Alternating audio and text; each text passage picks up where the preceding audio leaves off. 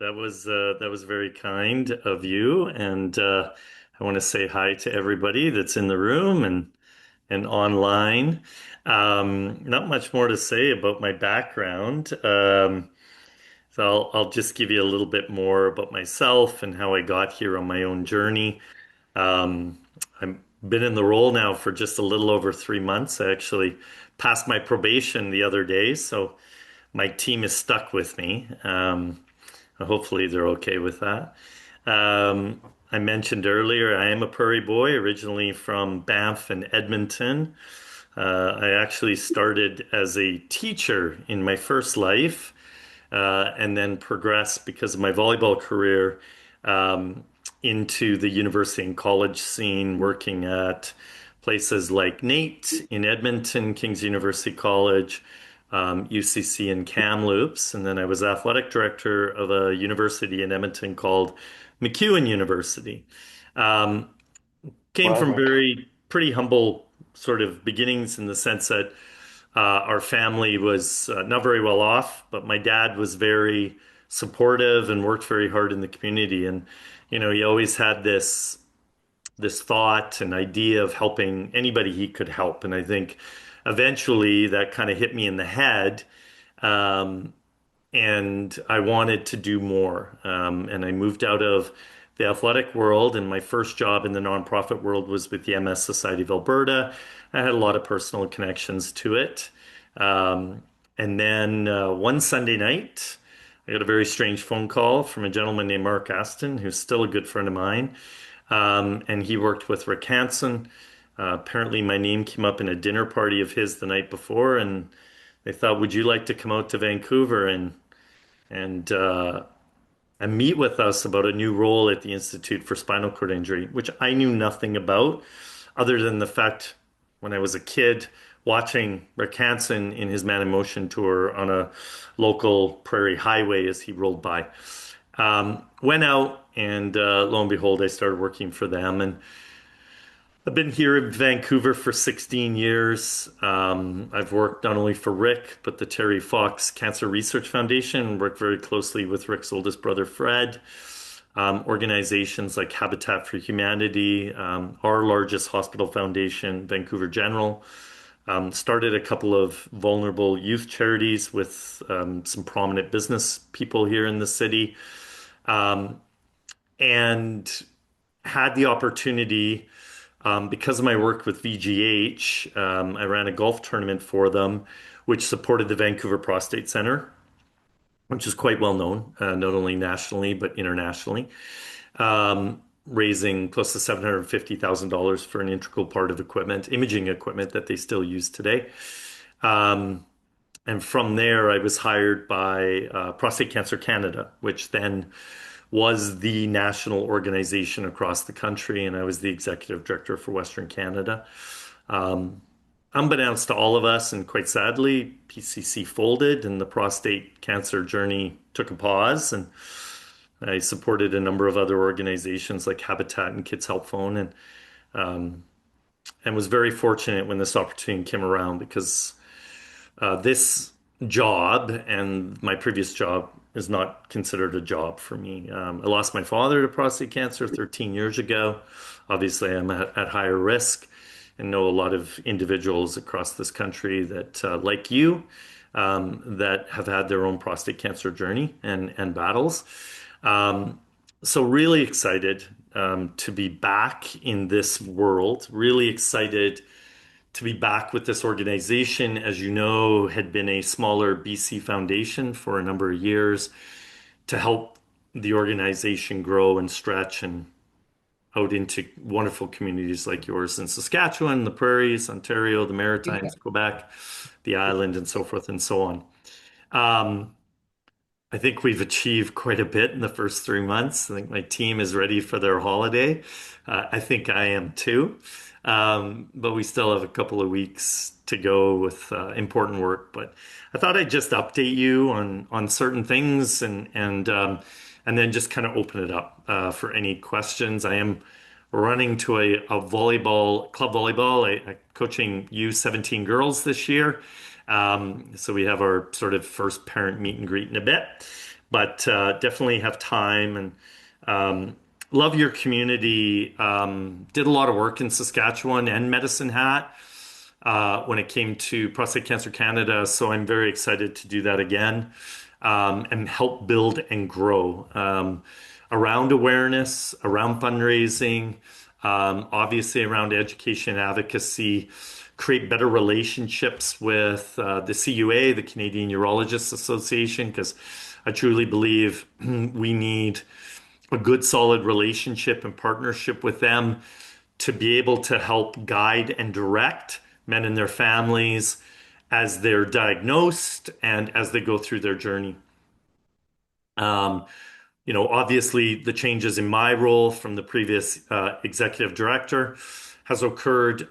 We had our events manager leave the organization. But since then, I've created a little bit of a different model, and Saskatchewan is next on my plan into the new year. So, what I've done is on a staffing perspective. If you're not aware, I mean, there's me, there's Shelley, who's been with the organization for 13 and a half years and who is my right hand and left hand and all of that. Incredible wealth of knowledge and just a wonderful person. We have young Austin, who's been with the org for a year, is our support services manager. Full of piss and vinegar, love it, love his excitement, love his energy. Um, and then Natasha, who was at UBC as a researcher with him as well, is the support services coordinator. Um, and then from there, I've hired an individual I've known a long time. His name's Matt Kalinge. He is working on a part-time contract, and his role is events and engagement associate. So he is supporting me and different initiatives that we're rolling out and doing and retooling, like website and IT and a whole bunch of other revenue opportunities that we're building and growing on. And I'll touch on some of them in a sec. Um, and then we've worked sort of in other areas. So we've hired Connor, who's a social media expert. His role is digital marketing and engagement associate. So if you are at all on social media, Instagram, Facebook, Twitter, or LinkedIn, you'll see a much more vibrant and hearty um, narrative as far as the foundation is concerned, and not just in BC. I'm really trying to move away from being BC centric, not to forget the importance of where this foundation started, but to help grow and map across the country so that we stay connected and we unify.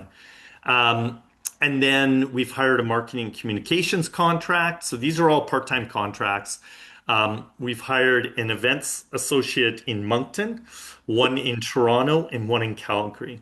So that's going to be the original kind of components as we go on. And then my next step is Saskatchewan and Montreal to help build awareness in your communities and then run an event or two to help raise money that will be used directly in your communities. It will not be going to somewhere else to support something else because we have lots going on in all of our different communities, cities, provinces, so forth and so on. And I'm going to talk about sort of the ways in which our foundation needs and should be supporting the support group system, because really you're our bread and butter. And this is what our organization is known for.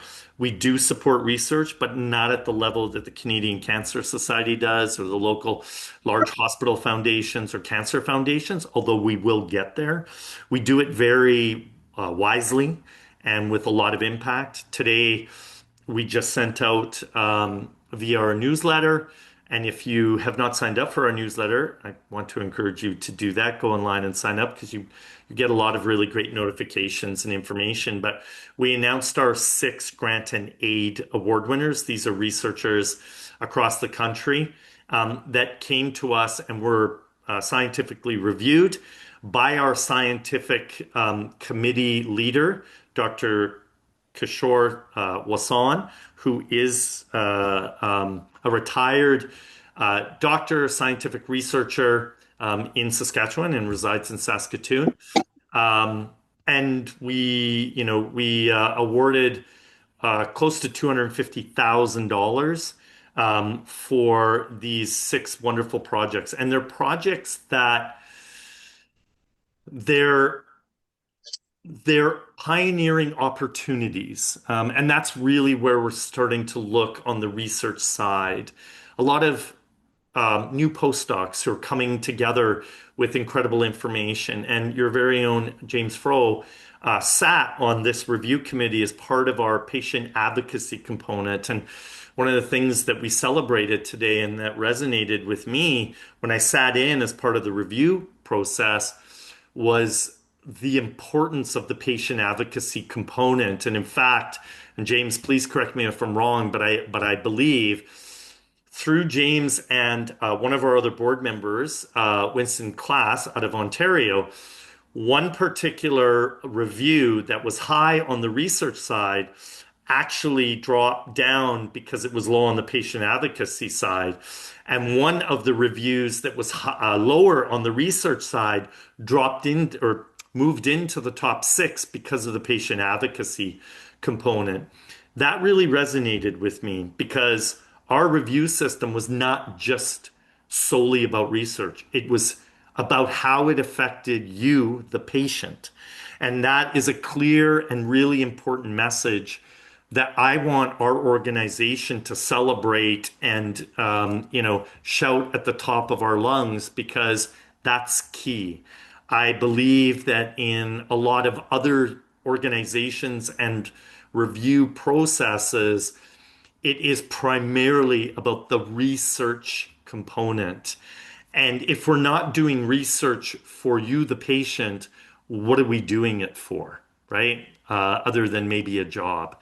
So I was really proud of that. You can see the announcement again in the newsletter if you've received it. It was sent out today and online. So please check that out. As I mentioned earlier, I wanted to finish my one thought though, and it's really important I let you guys know this because I'm very budget conscious. I want the fundraising dollars and 100% of what we're doing for the Christmas campaign right now, and I'll tell you a little bit more about that, goes directly to the key regional communities that the money is being donated from. And we've had support groups across the country make donations, and that money will come back into the work that they're doing. So that's really, really important. But of all those people that I've hired across the country as contract workers, we are still $15,000 less than what we were paying the one person in that particular position. And we're getting, what, 7 times the impact. So as an organization, we'll be doing more of that as we move into 2026. As I was mentioning, support groups are really the essence of this foundation. And we realize that we're not the owners of the support group, but more the partnership, the collaborative partners. And, I personally have felt as I've reviewed the process and reviewed the opportunities and reviewed the partnership, that it was unfair for the support groups. So James and the National Council of Support Group Membership are reviewing a proposal that I've put together in the past. You may or may not know this.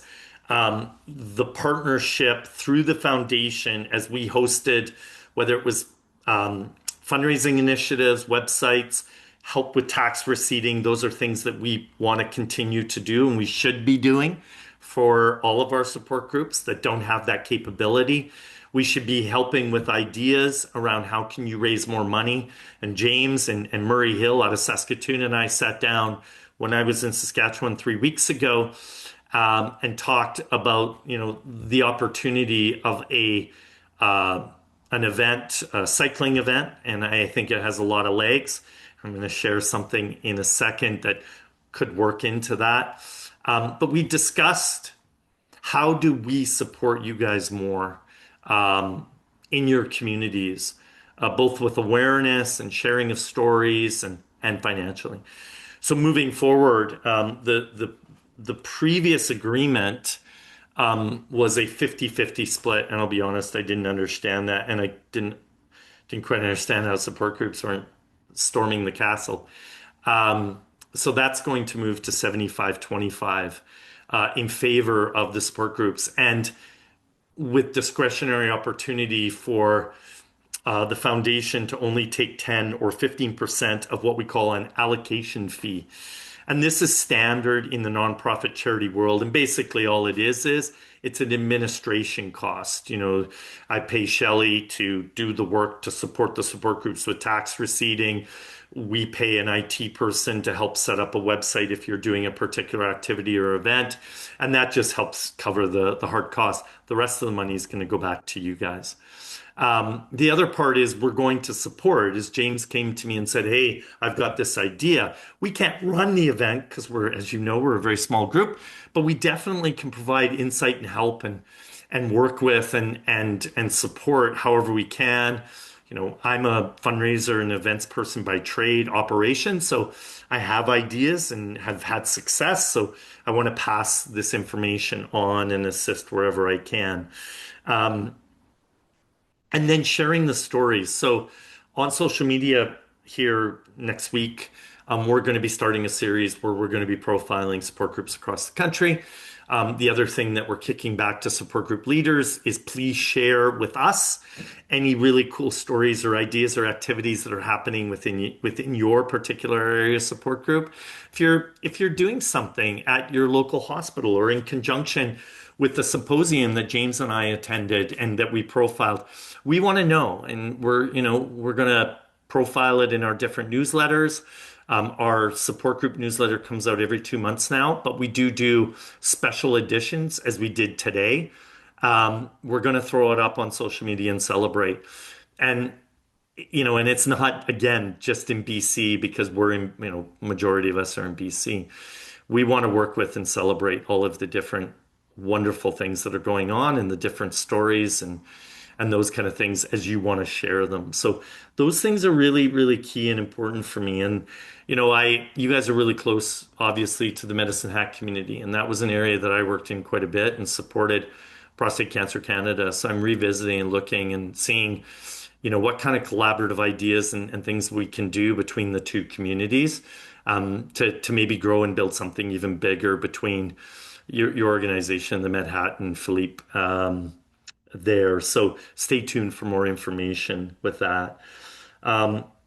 James, I really appreciated you starting off with the land acknowledgement. That's really important to me personally. And I might choke up on this one because it's very emotional for me, but when I was working in Kamloops, I would get called out. I was the volleyball expert for all of community volleyball, club volleyball, that kind of stuff. So I would get called out to run clinics and camps, and in fact ran numerous outdoor clinics in on the grounds of where the first group of children and graves were found in Kamloops, which hit me really hard. And growing up in the prairies in Alberta, it's a key and important part for me, but not just the Indigenous community, all cultures.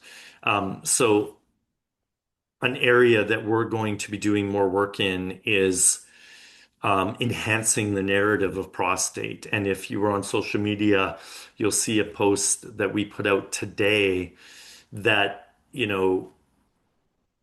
essentially has a message that prostate cancer has no boundaries. It has no borders. It does not stop at culture or sexuality or diversity or inclusion. And it's not an old white man's disease. Black men in our communities, the prevalence is 1 in 4. We know that we need to do more work around education advocacy and getting people tested early, because we know that early detection saves lives in the South Asian communities, obviously Indigenous communities, and really looking at the the cultural side, but also the marginalized communities, the rural communities. Um, you know, the rest of the country outside BC and Ontario are very fortunate. The PSA baseline blood test is subsidized because it's not in those two provinces. I don't know if you guys, if all of you are aware of that. And that's something we're working with, like CCS. I had a meeting with Canadian Cancer Society and the Walnut Foundation and Procure to say, hey, this has got to change, because I have always believed that in certain communities, in certain circumstances, without judgment, men make decisions on where they spend their $40 versus a life-saving blood test, whether it's to feed their family or buy a case of beer or whatever the case is. And we've got to change that narrative. And I believe the foundation can work towards that more importantly. The last thing, and I'll stop, last two things, stop talking is I am incredibly, and I learned this from Rick, about best practices and sharing best practices. This is a real, um, well, it's a real failure in the healthcare system. And as you know, it was indicated, and I indicated, I've worked in the healthcare system a lot.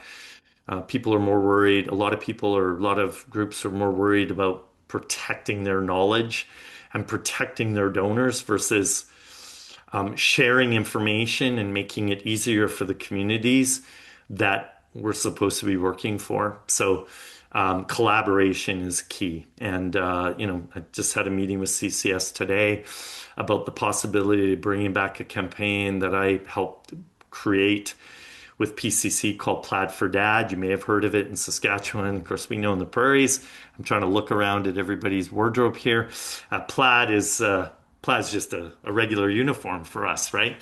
And it was an incredible campaign. And unfortunately, when PCC folded, all of those trademarks and rights went to CCS. They tried it to 2022, but they want to revisit. So we're talking about collaborating and hopefully resurrecting it for Father's Day of 2026. It was an incredible movement. It brought communities and businesses and families together wearing plaid, raising funds, raising awareness, and those kind of things. So collaboration is really, really important. And as I've said to James and other leaders across the country, share information with me, make introductions. When I was at the symposium in Saskatoon, I met a lot of really wonderful people, including the Saskatchewan Cancer Foundation,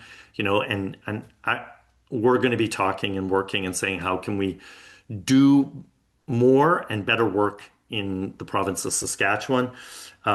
Kish, Dr. Wasan, we had a strat plan meeting a couple of weeks ago and we discussed how we can leverage government relations as a national foundation to then provide support back to groups like yours and research and so forth and so on. So more to come on that side of things. Lastly, in BC, we've had the Ride to Live, which was affiliated with the motorcycle ride that I know happens in Saskatchewan and originated in Ottawa for reasons that I'm not really familiar with. They two broke off. I think it was because at that time the Ride to Live here was just a BC ride, and of course the other ride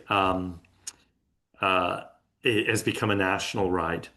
Over the last couple of years, our ride has really diminished. It has become more difficult. Costs have gone up. Our staff labor is crazy to run this event. So my committee and board, we've decided to change the event, and it will, what we're hoping is to push this out nationally as a virtual opportunity. And James, I think I quickly indicated to you, and I want to talk more about it in conjunction with your right idea, because I think we could work this in and build this together that benefits Regina and Saskatoon and Saskatchewan. And essentially, this virtual ride is not just motorcycles, and it is going to be more flexible and more opportunistic. when I was at Terry Fox, I joined during COVID. So, as we know, we could not to get together in groups, even outside. And Terry Fox ran a ride, and of course, they had their walk runs. So they created a virtual opportunity, utilized a particular app. There were photos, people fundraise, peer-to-peer, all of this kind of stuff. But the really nice thing that I liked for myself was our walk run is in Stanley Park here in Vancouver. It's not too far, but 7 o'clock in the morning on a Sunday when I want to watch football, it can be a little bit of a drain on me sometimes. So this particular year or the next 2 years was virtual, and it was at your own pace wherever you wanted to go. Just do the 10 kilometers that Terry always meant for it to be, still do the fundraising. So I got a bunch of my buddies and we headed down the beach and looped back around, found this great outdoor pub, had a beer, continued on. Ironically, that particular next 2 years with the virtual component raised more money than the in-person. And I think it was because of the flexibility, because people could then choose and decide who to do it with and didn't do it in big groups, and it was all kind of mapped out. So the premise is that we're going to run this for the month of August. We're going to open it up to not only motorcycles, but e-bikes, bikes, scooters, boats. What did someone else say to me? Oh, ATVs. what's that? ATVs. ATVs, right? Yes, that's right. You brought up ATVs. And then my girlfriend, she rescues horses, so she rides horses. And so she asked me, "Can I ride horses?" I'm like, "Of course," which is a whole other market. She is not this person financially. She buys horses for 200 bucks. But a lot of the people at the stable are a little bit more well off, like the Sedin family and the Aquilinis, so the Canucks. But I think a brilliant opportunity to possibly get into a community of people that have some additional funds that want to support it. So that is going to be the premise. I want the support group system and us to be engaged together, and the support, the financial support, and the opportunities are all going to come back to the support groups. So I think this is going to be a win-win for both organizations. That's all I'm going to say, which is a lot. But there's been a lot going on. So I appreciate, and I'm just wondering if anybody has some quick questions before I bolt out of here. Comments? So if you have questions, comments, observations, just raise your hand. If you don't like my hair, well, that's too bad. Um, I want to just clarify that the grant, the patient advocates, actually Winston had created a method and had done this last year Yeah, alone. And he thought he was being too biased. So he enlisted and recruited 7 patient advocates from across the country. I was one yeah, of 8. And so this was a collaboration amongst prostate patients from Quebec to British Columbia. yeah. Lori and Boyd, I see you have a question. You have your hand up. Hi, Mark. How are you doing? Good, good. Good. Question. Boyd and I are avid motorcyclists, Yeah, great. and in the past, we have links to the Hog Right. member group here in Yeah, Regina. yeah, And we also, in August, you said you were planning on having something in August. That's yeah. also Sturgis Motorcycle Rally. Oh, What are your thoughts of taking something like that down south as well with Boyd and yeah. I? I mean, I again, the thought process now moving forward is people can do whatever they want.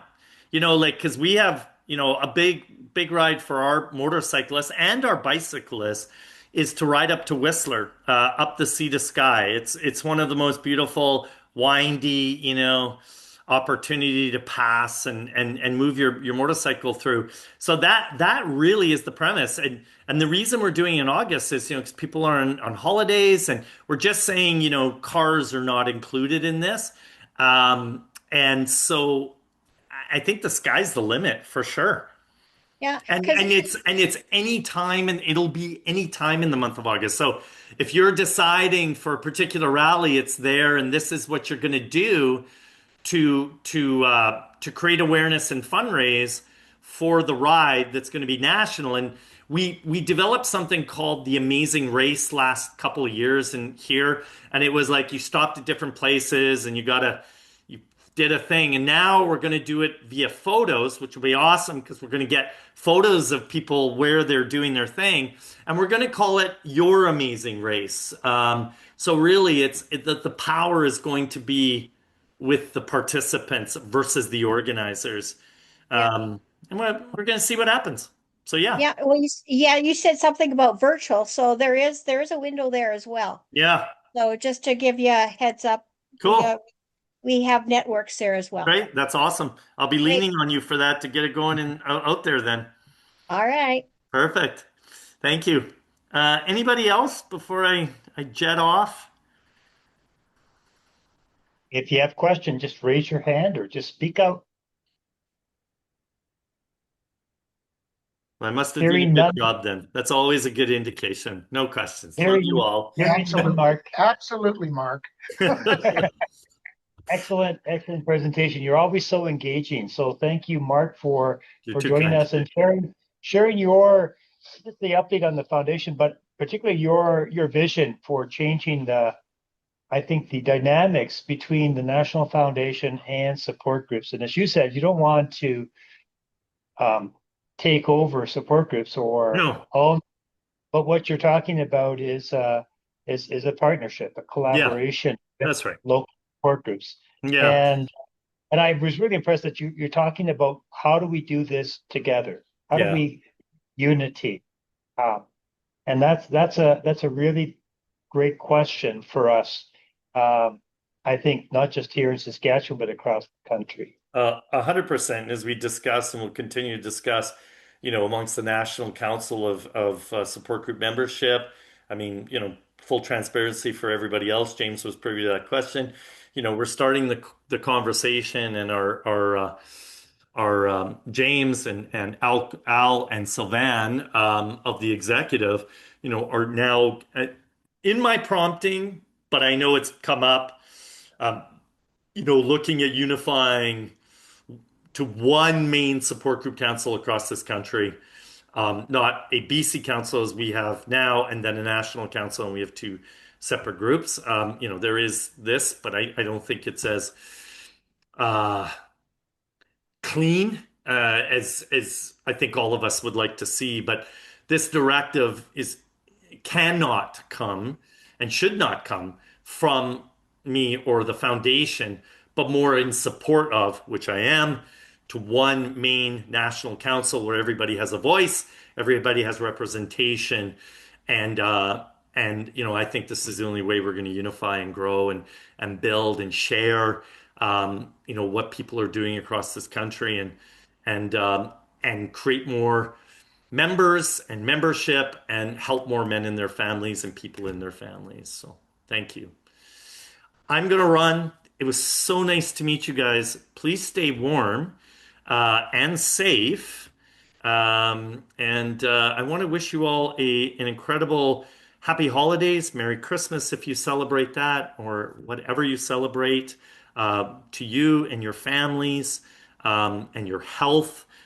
For those of you that are in the midst of it, like Dave and others, I just want to send just my sincere love and appreciation for all of you. I'm just so grateful, that you're all here and that you're all talking, because that's something my dad didn't do, and it was too late. And there isn't a day, as I say, this is a family disease that doesn't go by, that, especially at Christmas time and others, that I don't want to have conversations with them. So please stay safe, and we'll talk again in the new year.